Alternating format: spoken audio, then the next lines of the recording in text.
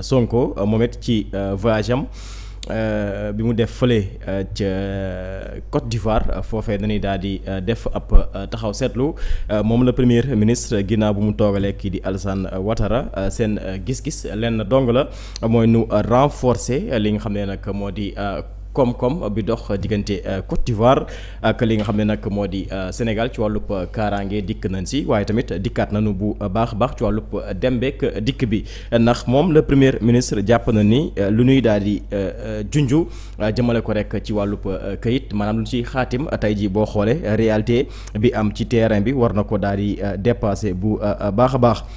donc mu nekk voyage bu am solo bu premier ministre Ousmane Sonko daal di amal fële ca Côte d'Ivoire mu war fa def ñett jàpp li nga xam ne nag moo di ñeenti fan. alors yow it lan mooy doon sa appréciation par rapport ak voyage bi premier ministre daal di amal fële ca Côte d'Ivoire donc nag moom gis-gisam du lenn lu dul nu gën a yeesalaat li nga xam ne nag moo di coopération bi dox diggante Côte d'Ivoire ak lii di Sénégal. d'abord jàngat bu njëkk bi mooy je vois que avec ce régime actuel.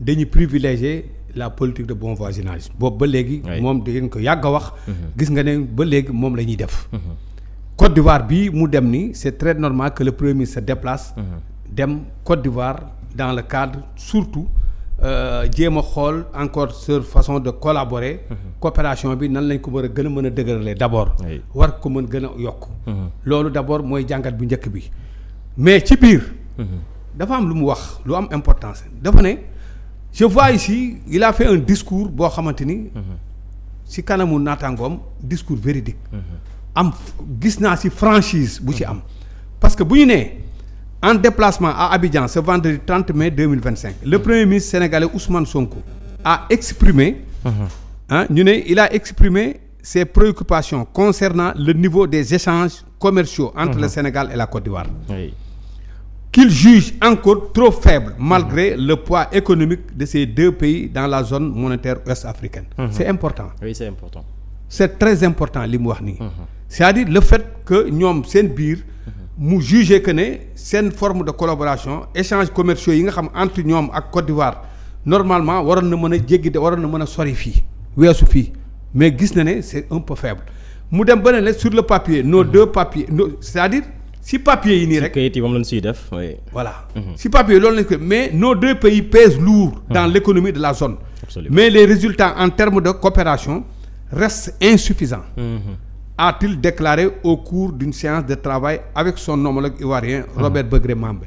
Xam nga lii dafay montrer rek que ne c'est-à-dire man dama ñëw fii d'abord pour que ñu waxtaan dama ñëw fii en tant que pays frère ak yéen dama ñëw fii en tant que pays africain mais dama ñëw fii en plus en tant que premier ministre ñu waxtaan dëgg luy dëgg pour que ñu bañ a jël en compte ñi nga xamante ni tey organiser wu nañ ñoom ba pare seen boor ba kenn du dugg ci ñoom ba pare bëgg a ëlbatiku ñëw ne ñun dañ ñuy organiser absolument ñun pays africains yi il faut pas que ñuy accepter ña nekk bitim réew les occidentaux ñoom organisé wu nañu États-Unis organisé nañu qui ose venir ñëw États-Unis naan da nga fay teg da nga fay teg veto da nga fay taxaw ne da nga fay teg loo xamante ni ñoom noonu la ñu war a doxalee qui ose dem ba France lañ fa teg nga taxaw ne da nga koy dindi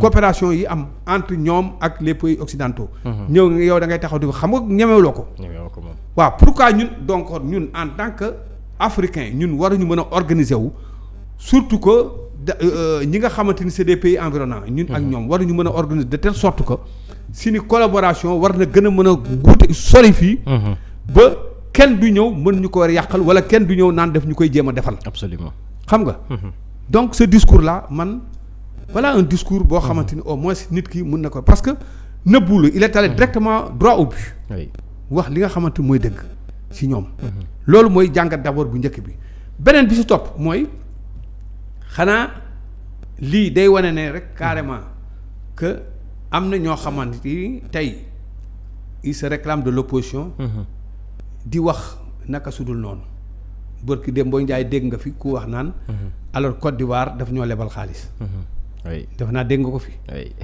est-ce que il est question fii dégg nga fii wax affaire leb xaalis ci Côte d'Ivoire ak yooyu. am na sax bu muy préparé pour dem am na sax ñu yëkkati comme quoi ne. dafay dem foofu parce que dañ leen lebal xaalis def ko kii am na ñu fi doon wax sax dañ ko convoqué foofu. pour problème mu règlement de xam nga façon politique yooyu man wax dëgg yàlla dafa mel ni c'est trop enfantin quoi. mel ni ay xale yu ndaw yoo xamante ni ñu ngi soog a dugg ci politique. bugg a gëmloo ay askan naan ñii lii lañ fay def di kii yooyu gis nga nit bu fekkee da nga bugg a politique. wala bu fekkee da nga bugg nekk ci opposition.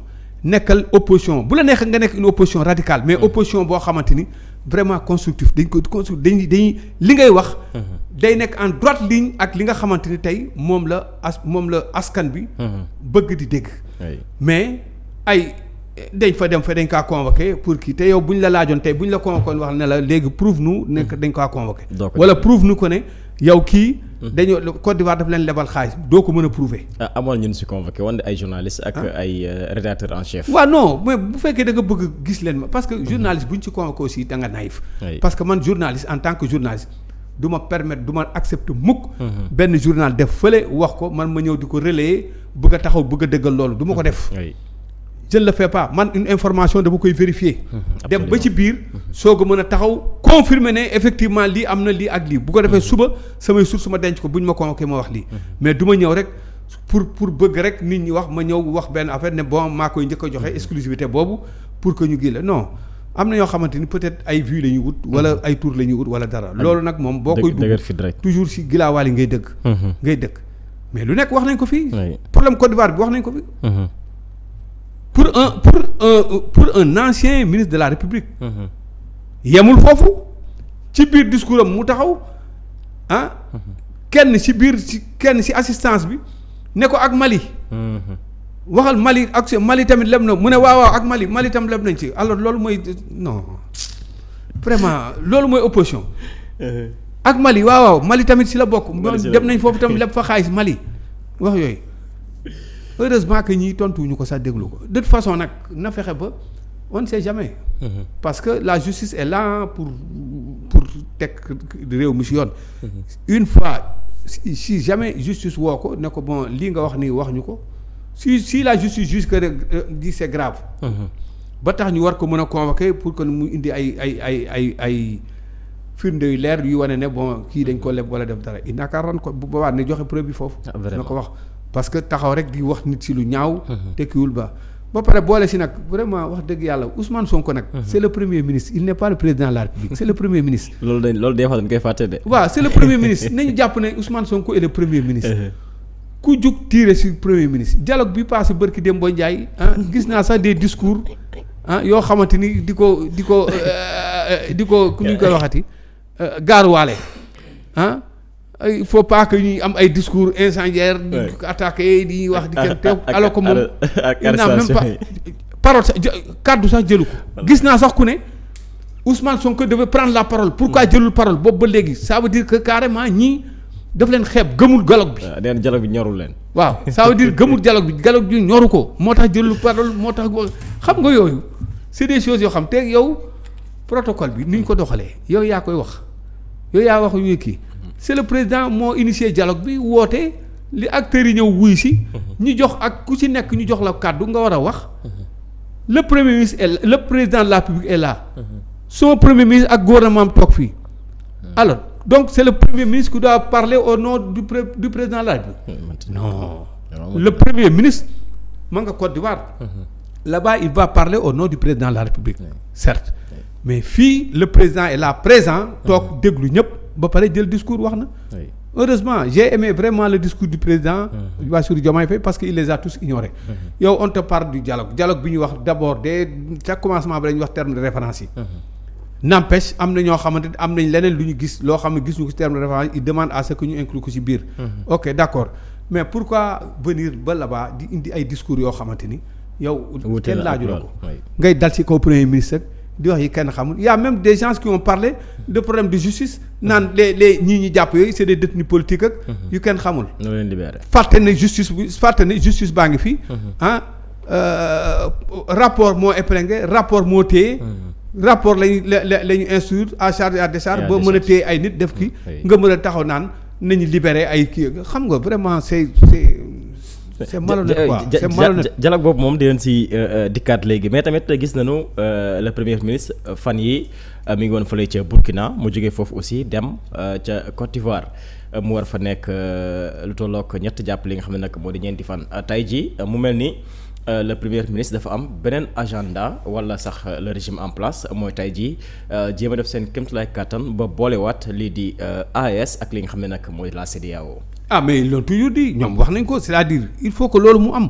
parce que ñoom seen rôle c'est de tout faire pour que fédérer l'Afrique. tous les pays africains ñu fédéré et loolu mooy seen intérêt. gis nga loolu ku la ko waxul ah dafa bëgg a wax lu ko neex. il faut pas que ñuy jéem a chercher pour jéem a diviser Afrique. Afrique warta diviser wu. c'est-à-dire l'Afrique dafa war a unir comme ñeneen ñi une fois Afrique unir. billaahi ñii dootuñu mën a dara. et loolu bon am na ñoo xamante ni ñoom il n'est pas question que Afrique di unir parce que si jamais ñu unir ñun on n'aura plus notre raison d'être. notre raison d'être ici. donc c'est normal que ñu mel ni ay Ousmane Sonko. ak ñeneen bon bu ñu jëlee seen initiative. bëgg a def li ni mel vraiment képp koo xamante ni vraiment yow gis nga ne lii lu rafet la da nga ci war a da nga ko war a taxaw appuyer si. ce sera dina xaw a difficile nag mais il faut avoir le courage pour mën a dem jusqu'au bout. c'est ce que actuellement ñii loolu la ñuy doxal. parce que nag dans toute chose il faut que mu am ñoo xam ñoo ko porté. fii au Sénégal révolution bu am tout récemment. c'était Ousmane Sonko ko porté ak ñi mu àndaloon ba tey. ñu jógee ci ñii nga xamante ni ñoo fi nekkoon. bon s'il juge que ne Afrique aussi dafa am ñu war a taxaw pour porter ko. ah mais c'est normal que ñoom ñu jug waxtaan ci bañ ci ragal dara. bañ ci ragal dara lu yàlla def ñu xam ni noonu la. on a vu ici Thomas Sankara. bi mu jógee ñëpp gisoon nañu Thomas Sankara fu mu jëm ak ñoom. mais nag jamono yooyu ak jamono yi wute na. xam nga ne jamono yooyu. wute na ak jamono bii nga xamante ni tey doomu Afrique yëpp tey conscient nañu que ne ces occidentaux dañu war a débarrasser wu ci ñoom yemul rek ci Sénégal Burkina ak partout Mali fépp gis nga gars yi léegi ñoom ñëpp xam nga façon bi nga xamante moom lañ jël seen dañu bëgg a jël seen souveraineté ci lépp ils veulent être des pays souverains alors ci loolu nag dafa am tey ay jeunes yu ndaw yoo xam ñoo ñëw tey di ko incarner xale yooyu bon mënuñu def lu dul jàppale leen pour ñu continuer sur cette lancée. loolu moo fi am. loolu mooy mën a tax suba Afrique développé loolu mooy mën a tax suba pays africains yi ku ci nekk. nga mën a développé. et sur ça man vraiment ànd naa ci ñoom. ci li ñuy def nii ànd naa ci à 100%. exactement bu mu xeeb kenn bu mu bàyyi kenn nañ dem fépp. te nag yeneen yi bon du ñàkk. ay ma ngay dem dox na ci tapis rouge beeg. def na ci fële pourquoi muy dem fële Diomaye moo fa waroon dem pourquoi muy dem dafa am beneen agenda bu nekk ci moom. kooku ñoom ñoo xam. agenda mais ñun d'abord dañu ne dañu njëkkoon wax au départ fii Diomaye mooy Sonko. y a le duo Sonko Diomaye vraiment si vous voulez Sonko Diomaye boobu bu ngeen yaakaar ne mun ngeen ko xar. vous vous trompez. ils sont là ñu ngi liggéey te loolu lañ leen soxlaa. bon il a un premier ministre fort. mi ngi liggéey le président est là li ko war mi ngi koy def premier ministre am aussi li ko war mi ngi koy def les ministres li leen war ci liggéey bi gouvernement bi nañ ko def ku ko ci deful aussi bu boobaa rek ñëw def ci yow li nga xamante ni warul. jeex na man loolu laa ci gis. très bien alors mbokku internautes yi ginnaaw bi la jotaay mën ngeen suivre aussi en direct. entretien bu nu def ak kii di Moustapha Cissé Lo donc mu nekk waxtaan bu yaatu ci kanam tuuti lay doon à partir de 14h incha allah alors doyen ba tey dañuy daal di àddu ci leneen muy élection wu kii di Sidi Ould Tah nekk candidat bu Mauritanie ci élection bi nga xam ne moom mooy élection à la présidence de la Banque africaine de développement moom Sidi Ould Tah daal di koy gagné mais avant tout d'abord dafa jotoon sollicité toog ak le premier ministre sénégalais Ousmane Sonko waxtaan ak moom le premier ministre lu mu ci daal di jàpp avant ginnaaw bu ñu ko félicité ba noppi jàpp na ni Mauritanie bu gagné Sénégal moom moo gagné ndax Sénégal ak Mauritanie daanaka benn bopp la waaye it ñu ci bëri amoonu lecture boobu ñoom danoo jàpp ni li tax Sidi Ould Tah gagné ci kaw ki nga xam ne nag moom moo di Amadou Hott mooy danoo jàpp ni kat lii di Sénégal daanaka dafa manqué influence ci li nga xam ni moo di wàllub diplomatie ñu si bëri tey ji loolu nañu jàpp ñenn ñi jàpp ni loolee du lenn ak li nga xam ne nag moo di nguur gi politique bu mu teg par rapport ak yenn rapport yi lu mu daal di génnee ñu si bëri jàpp ni loolee day tax yenn institutions yi duñu am confiance ci li nga xam ne nag moo di Sénégal ba di ko dénk lii di Banque africaine de développement ñeneen ñi jàpp ni nguur gi ci wàllub diplomatie daf ci manqué li nga xam ne nag moo di influence moo tax kii di Hott mënul gagné li nga xam ne nag moo di boobule élection daanaka sax même avis la Adji Mbergane Kanouté daal di am ci point boobu waaye it moom jàpp na ni loolee du nguur gi c'est au-delà régime ki nga xam ne nag moo di président Bassirou Diomaye Faye ndax yeneen nguur yi fi nekkoon aussi daanaka même situation moom moo fi daal di nekk yow it lan mooy doon sa réaction ci